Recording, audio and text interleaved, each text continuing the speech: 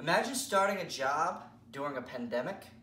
Serving up at the breakfast buffet, we have Danielle DeVizio, an assistant health educator from Middlesex County. Learn about her story and her journey, and even how she made some extra income while in college. I hope you guys enjoy. Do it! Play Jazz a call. Major decision, 14-4. And here we are. We have a South Plainfield native. We have Danielle DeVizio, a TCNJ graduate of public health and American Sign Language, who spent her first year out of college building her own brand in Arbonne, right, a health and wellness company, and then now is a health educator of Middlesex County, who started her career actually helping out on the front lines of this pandemic, COVID-19. So how you doing, Danielle? Hi, Ray. I'm doing great. Thank you so much for having me. I'm so excited. Yeah, it was, you've done a lot, recently this month. So I want to thank you for your time. I'm sure you're busy and everything with this. So how was that as like just a first day of the job, just being boom, hit straight on with this COVID-19? It's definitely been interesting and obviously nothing I would have expected. When I graduated college with my public health degree, I actually went right into teaching at a preschool. That was till I was able to find a job in my personal field. And it just so happened that I got the job in February and my papers were in and ready by April, and COVID took over and they put me right on the front lines and just threw me right in. So it's been a little scary, but also exciting to be able to finally be in, the field that I love and being able to help people and they really need it. So it's definitely an experience that, I don't want to say I'm not taking it for granted, because obviously I wish it wasn't happening, but it's what the public health field prepares for all their lives and all I always studied. So it's definitely a crazy experience, to say the least.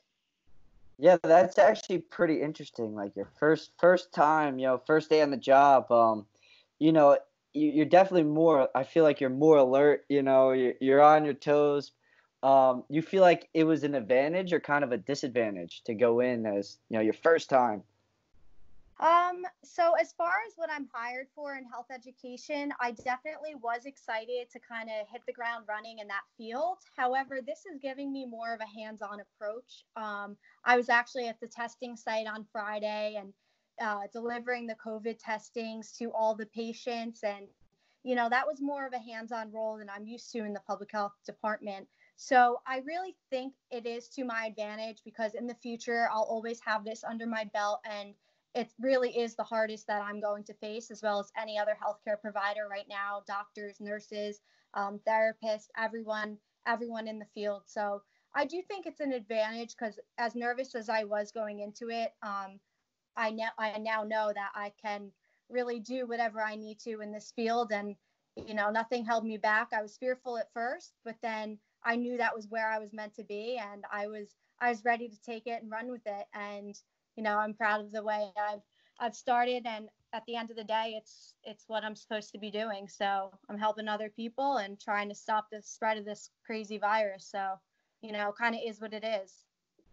Yeah, that's pretty interesting. In college or before you even started, is there like a thing that prepares you for this, or just like a protocol that they have?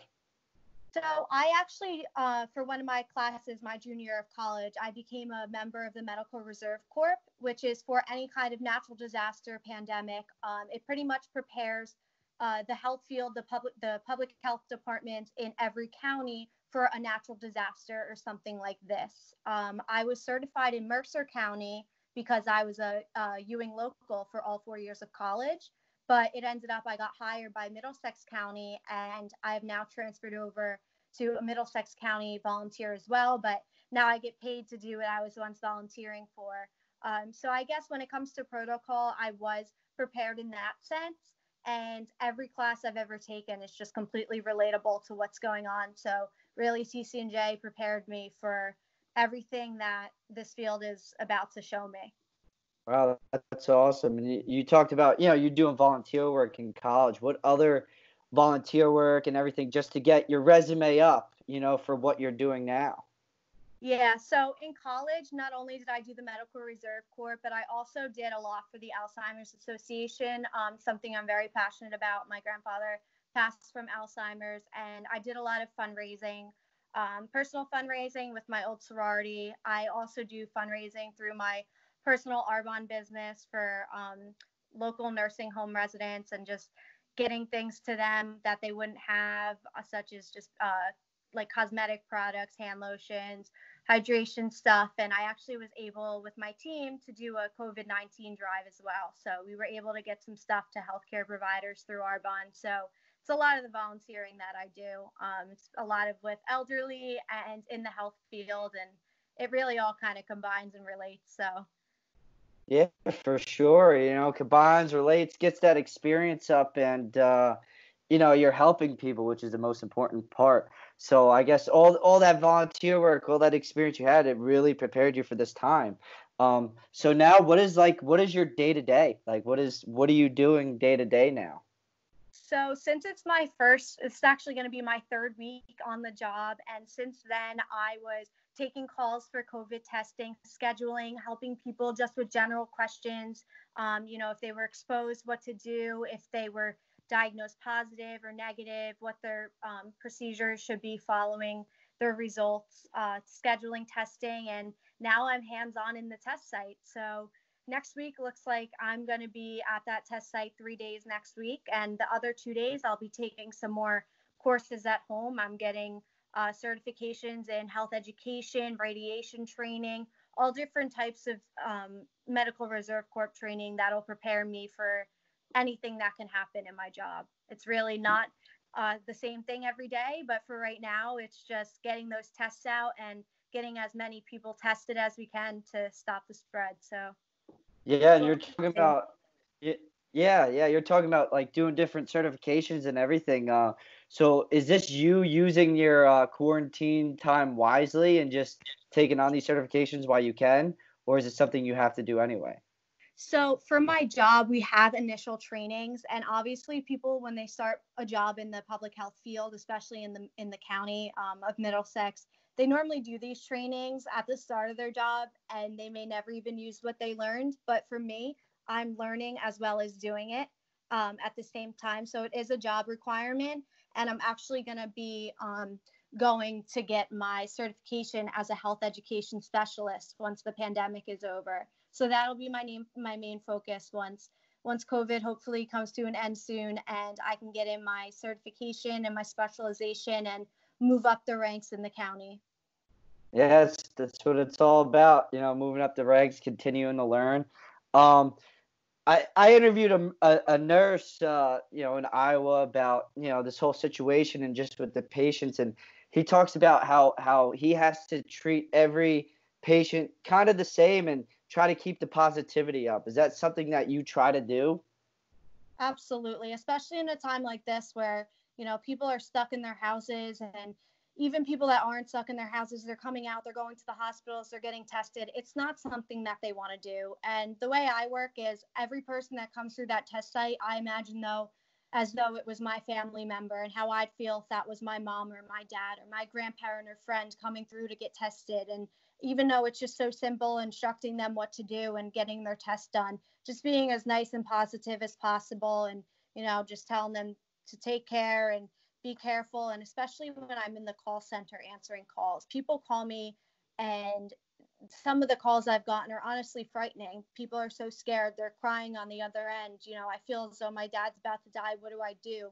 And it's so sad, and you just need to be a listening ear in a time of such uncertainty. But definitely keeping the positivity, and any kind of clear mind I could give someone that I'm working with is definitely a main priority of mine in all that I do, especially in this field in this time. So definitely yes. Yeah, that's important. That speaks a lot about your character because some of these people, they're calling in, this is they think of it as life and death. This is the end all be all. This is a scary moment in their life, and then for you, you're picking up that phone. For you, it's just another day at the office, and That's incredible to keep that mindset. And I'm sure it's incredibly hard to do day after day. But what do you just tell yourself to get through it?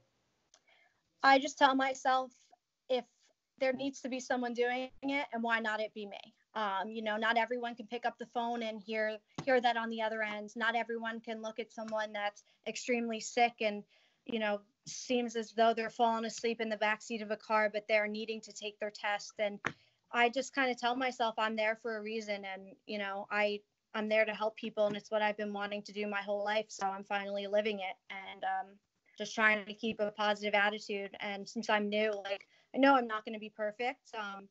I'm definitely trying to stay lenient on myself and what I'm learning as I go. No one really knows what they're doing in this situation. We never could have expected this or prepared for it as well as we tried. So I'm really just trying to remind myself that I'm there for a reason. And if it's not, who better to do it than me? Right. I like that. I like that philosophy for sure. And you also had a minor in American Sign Language, right? In Yes. college. Yes, Yeah. I So, did. yeah, if you use it now, do you use it to like translate anything that you need to do at work or just anything, any speeches? Yeah, so actually it's crazy. The other day at the test site, there's not only a language barrier for people in the deaf community, but a cultural barrier. And I was at the test site for my very first time, and it was the first time a lot of the staff was meeting me. And I guess they just remembered from my interview that I was, a sign language speaker. And while I'm not fluent, they knew that I was the only one there that could do it. And they had two deaf men that tried to come and um, take and get a COVID test, and they couldn't communicate with them. And the staff was getting frustrated. And of course, the two men were as well. And it clicked in their head that I could talk to them. So they drove me over to where they were immediately. And I walked over, and they were two of the sweetest guys ever. And they thanked me for, they were so happy that I was able to speak with them in their language. And it ended up that they were there because they thought they had to get tested, when really the procedure is just, if you have symptoms or if you have a doctor's note, you can call and make an appointment. But they were just there because of the cultural barrier. They didn't know that you don't have to come and get tested just because everyone else is, or you feel as though everyone else is. So I was able to tell them, I kind of joked with them, sir, go home. You're fine. It's, you don't need to be here. You're not sick. I asked him, are you sick? And this is fine in sign language. He said, no, I'm fine. So I went off and just joked with him and kind of made him feel better. And it was so rewarding to be able to use what I minored in college and something I'm so passionate about, literally my first day on the testing site job. So it was definitely rewarding, and my coworkers were impressed and happy that I have that ability. Yeah, for sure. I'm sure they're glad to have you there. But talking about using what you learned in college, wow. So you really used what you learned in college even on that first day. Day Um, you one. know, yeah, day one you're using it. So to people interested in, doing what you do, what would you recommend them to do like in college, or, maybe they want to maybe they're thinking about it, maybe they're freshmen in college, maybe they're still in high school and they're thinking about becoming what you are. What kind of steps and guidance can you give them? So I honestly went into college as an open options major, and I had a very difficult time finding my way. I knew going into college I wanted to be in the health field, and I wanted to work specifically with children and with the elderly, but I wasn't sure how. I didn't get into the public health major until I was a junior, actually, and it was a new major. I was stuck between nursing and psych. I thought I wanted to be an OT. I thought maybe I wanted to be a nurse. I thought maybe I wanted to be a speech language pathologist because of my sign language knowledge. I was just completely all over the place. But once the public health major came out, I heard, what it had to offer. And I felt, okay, this is going to get my foot in the door to the healthcare system. And I could really just work my way to where I want to be. So any advice I would give is, if you feel that you want to be in the healthcare system, but you're not quite sure how, and you don't exactly want to be a hands-on nurse or PA or doctor, the public health field definitely can get your foot in the door. If I'm not at the county my whole life, I may try to get into a children's hospital at some point within the next few years, and maybe manage a floor on the children's hospital. Public health is so broad, and I think especially now during this pandemic, people finally know how important it is. So I think definitely, if you have a passion for health, but you just don't have it in you to be that hands-on nurse every day, it's definitely something to look into and take some public health courses. It's definitely relatable to every other field as well. So got nothing to lose by taking some courses. Yeah, that's interesting. So you're saying like one of your goals right now, right? Or, short-term goals is to manage, children, a floor on the children's hospital, right? You have any other like long-term or major goals that you have? So since I just started and I was obviously super excited to get a job in my field after being a teacher for a little time, as much as I loved it and being with pre-K students, because that's really my favorite age to work with. My future goal is within the next year, I want to be certified in as a health education specialist so that I can move up. And I'm kind of just trying to see where it takes me. I'm a person that always feels as though I have to have a plan. And I've learned through college that every time you have a plan, life just takes you another direction. So, especially even starting my job, I could have never told you I'm going to start my public health career mid-pandemic. So I'm kind of just trying to take it as it goes and, just trust the process and see where it takes me. And as I observe my own job and the people around me, I think I'll be able to find my way and hopefully benefit not only myself, but the people around me. Right. Yeah. Believing in the process and, learning from your coworkers and everyone else from the field, keeping that open mind. Like you said, you might discover something new and get into something that you never even thought of. So let's touch upon your Arbonne, right? That's how you say it, Arbonne, yep. right? Arbonne. Sorry. It's a health and wellness, right? Health and wellness company. Yep. And you've been doing, right out of college, you were hustling with this brand and everything, and you're still doing it now, right? Correct? Yeah, yep. It's my side job. Yep, I'm still doing it. Yes. Talk about that, building that brand and how you balance it now with you working basically, on the front lines and everything. How are you balancing all this? So it's definitely not easy. I'm learning my balance as I go. I started Arbonne in April of last year, a month before I graduated college. Pretty much, I'm a consultant for Arbonne, which is a health and wellness company for healthy living inside and out. So I sell products, but I also build a team and lead my team to healthier lives and financial freedom. I do have a full-time career and I don't necessarily need the money, but the benefits of the community and the healthy products, and obviously I'm passionate about health and wellness, so I'm very careful with what I put on my skin, my makeup, my skincare. And as far as working the business, it's definitely not easy with my full-time job. And even in the fall, I was a full-time preschool teacher. So this is something that I am super passionate about and know I'll have along the ride with me. And it's also a nice way to make a decent amount of side money at this point in my business. So definitely just finding my balance as I go, and life changes, but it's always going to be something I'm going to have with me. So Yeah, for sure. Like you said, you're passionate about it. You have a pride in this brand, in this company. Like you said, you use the products, you like it. So I think that's very interesting. Like you said, you don't need it. You don't need it, but you're just so passionate about it. And I think that's very important in building a company and building a culture. Is that something that you take into account? Building this brand. I noticed your sister opened up her own Arbonne, right, store and stuff, Yep. right?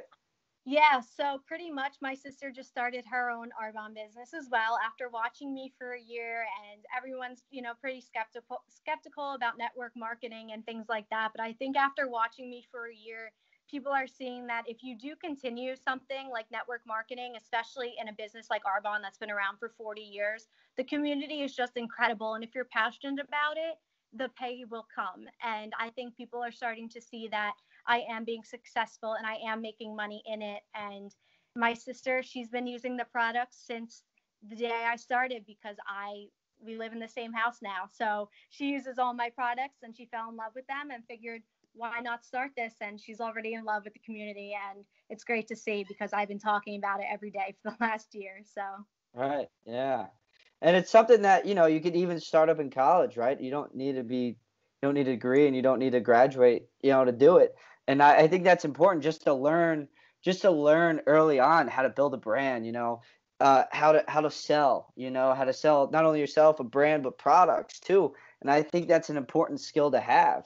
And like you said, when you first start it, you're not making all this money, but just like any job, you got to build that street cred, as they say, and learn how to sell and, network and connect, and I'm sure Absolutely. that was an important skill. That was probably an important skill you learned, right? Networking. Yeah, absolutely. And in network marketing, it's all about talking and getting yourself out there and, really getting out of your comfort zone, especially in something like Arbonne, a health and wellness company. For me, someone that's so passionate about health and wellness, and I've learned so much from the girls and the women on my team. And it's not only just learning about Arbonne, it's learning about my health, learning about my nutrition. There's a nutritionist on my team, a nurse practitioner, a doctor, a PA, a judge. Like it's all walks of life, and that's something I really love. We have teachers, we have a stay-at-home mom, anything you can think of, and we really just all have one passion for Arbonne and our products, and why they're the best out there. So we all relate, but we also all talk outside of Arbonne, just about our normal lives. And I've learned a lot from my team, and it's something I'm really thankful to have along the ride with me. Yeah, that's super important to have that big of a team and that diverse of a team. Like you said, a judge, a Yeah. teacher. If you have a problem with something, life wise or anything, boom, you have that connection right there. Here, because there's so many ways of doing different things, and it's great to always be willing to learn and pick off of different people. So I ask this to everyone, right? Mm-hmm. Your adversity moment. What kind of adversity have you been through in your life that is part of you, part of your story, and part of your journey now? Ooh, it's a tough one. Um, growing up, I was a gymnast. I was always like, one of not one of the best on my team, and I was, very good at what I did, and I practiced really hard. And when I went to college, I didn't have that, and I ended up joining a sorority, and it wasn't exactly what I wanted it to be, and I ended up dropping my letters. And people don't really do that, especially nowadays. You get in a sorority and you feel as though you need to stay. And I love every one of the girls, but it just did not click with me. And something that most people don't have the strength to do is to leave something and have the fear of everyone thinking differently of them. But I did decide my sophomore year, after being in my sorority for a year, to drop my letters. And it's definitely not something people do, but it was something that I knew would be the best decision for me. And I guess that is something that was really hard to go through. Your dream of going to college and joining a sorority, and it's the dream that every girl wants. And when I was there, and it wasn't exactly what I was meant to be in, and I knew that, it definitely was tough. And leaving was tough. And most girls just stay because they feel that they have something and they just want to be a part of something. But I knew that I was fine on my own, and with my own friends. And I knew that my true friends from the sorority would stick, letters or not. And to this day, I'm a year out of the graduation, and I was right.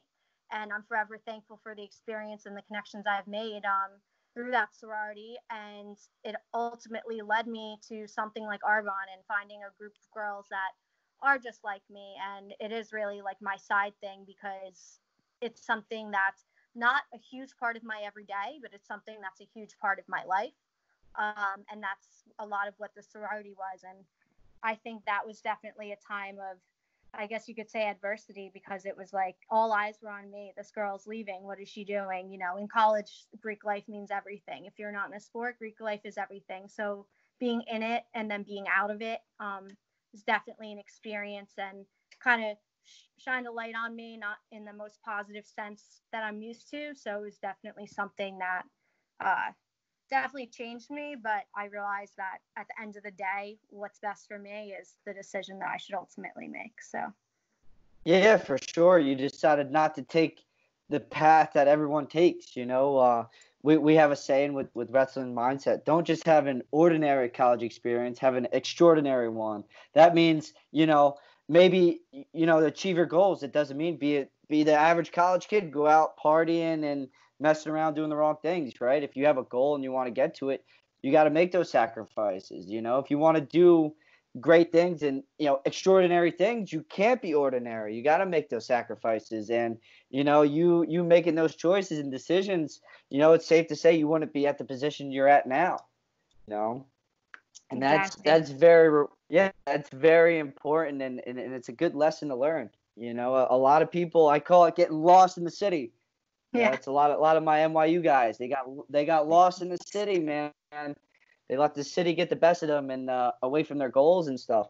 And Yep. it happens everywhere. It happens in any college, even some high schools. A lot of those things, it can get repetitive, right? Sororities and fraternities and everything, that stuff can get repetitive. But to take the road less traveled and seeing rewards for it paying off, that probably feels great, doesn't it? Yeah, yeah, and I got out of it what I wanted to, and I'm thankful for the friendships it gave me and the lessons it gave me, and yeah, I wouldn't change it. Yeah, and you develop some really great friends, Yeah. afterwards, and a really good support system. So another question I asked, right? Who is Danielle DeVizio, and what do you want to be known for? Um, who am I? I'm probably I'm just a really nice person. I don't know, who am I? Um, it's funny because I don't know. It's funny because when people ask me that, like in high school, who are you? Oh, I'm a gymnast. And then I went to college, like, who are you? I don't know. I'm a college student. You always label yourself by your job, by what you're doing, your sport. And when I got out of college, I was like, who am I? I was like, I don't know. I don't have at the time, I didn't have a job. Um, I was like, I don't know how to label myself. And that's something that a lot of people, I think, have trouble with. So pretty much, I'm your average person that's super passionate about health and wellness and moving forward in my job with my family and my friends beside me. And what do I want to be known for? Just making a difference in the health field and in other people's lives. And that's really it. Like I kind of just do my own thing, and I'm very pushy on myself and very hard on myself, but I try to stay focused on what's in front of me. That's great. I like that answer to that. So the reason why I asked those questions, right? Who are you? That's present moment, right? That's who you are in the present. And then what do you want to be known for? That's future. So then you got living in the present and then living in the future. So it kind of makes you accountable. Like you said, a lot of people, they don't know who they are. The who could change. The who could change various times in your life. But what you want to be known for, sometimes that never changes. And when you have that clear mind and that purpose, everything is more, clear and puts everything in perspective. So, yeah. If anyone has any questions about health education, the Arbonne business, or sign language, where could they reach out? So they could always text me, of course, or call me, but I also run a health Instagram. I post about Arbonne, and I'm also going to be posting more now that I started my new job in the health field. It's Healthy with D, HealthThee with DEE. So you guys could always DM me or, ask for my number, give me a call. Definitely stuff I'm passionate about, sign language as well. Yeah, for sure. And it's important. Social media can be good or bad, as we all know, Yeah. to a lot of people. But it can be good in the sense of seeing what a certain career does, what a day to day is. It's very important, and especially the positivity and everything. You have any last knowledge that or lessons that you want to give anyone out there? Definitely just to stay true to yourself, like through college and everything. Like once I got into college, I was used to being like in high school. I was the homecoming queen. I was voted nicest to know. Like I was used to always being known. And then in college, I kind of fell in the background. And I did that on purpose in the sense that I wanted to just focus on what I was doing and where I was going. And looking back, if I just got lost, as you said, lost in the city, I definitely wouldn't be where I am now. So definitely just always keeping your head on straight and staying true to yourself. All right, that's important. Um, Thank you for your time. I really appreciate it. Especially, you're so busy with, the health, system and the health education, especially right now. So I want to really thank you for your time. I really appreciate it. Thank you, Ray. Thanks for having me. I'm so happy you asked me to hop on with you. Yeah, no problem. Anytime, anytime. I'm sure we'll hear from you again. I appreciate it. Absolutely. Thanks. You know that. Yeah.